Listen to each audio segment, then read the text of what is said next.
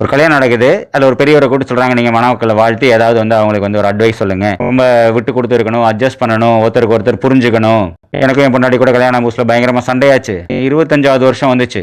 அண்டார்டிகாவை நான் பார்க்கணும் அப்படின்னா சரி கூட்டு போயிருந்தேன். பெண்குயின் கின்குயின் எல்லாம் பார்த்துக்கிட்டு இருந்தா அது ரொம்ப சந்தோஷம். அதுக்கப்புறம் வந்து எந்த சண்டையுமே இல்லை, எங்கள் வீட்டில் எந்த சச்சரவுமே இல்லை, ரொம்ப அமைதியாக நிம்மதியாக இருக்குது அப்படிங்கிறாரு. ஓ சூப்பர் சூப்பர் அப்படின்ட்டு சரி இப்போ இந்த வருஷம் 50வது வருஷம் வருது, இதுக்கு என்ன பண்ண போறீங்க அப்படிங்கிறாங்க. நான் அண்டார்டிகாவில் போய் அவளை கூட்டிகிட்டு வர போகிறேன். சண்டை போடுறவங்களுக்கு பல பிரச்சனை, ஆனால் வேடிக்கை பார்க்குறவனுக்கு ஒரே பிரச்சனை தான், சண்டை சீக்கிரமாக முடிஞ்சிருமோன்ட்டு. வேடிக்கை பார்க்குற ஆட்டு மந்த கூட்டம். விஜய் சேதுபதிக்கு மகாராஜா தான் லைஃப் டைம் பெஸ்ட், தலைவன் தலைவி அதே தூக்கி சாப்பிடுது.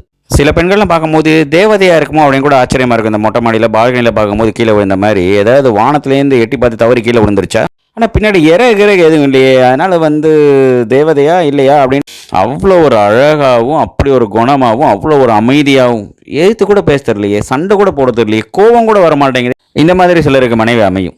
அமையாதவெல்லாம் என்ன பண்ணுறான், அன்பான மனைவி அழகான துணைவி அமைந்தாலே பேரின்பம் ஸ்டேட்டஸ் போட்டுட்ருக்காங்க.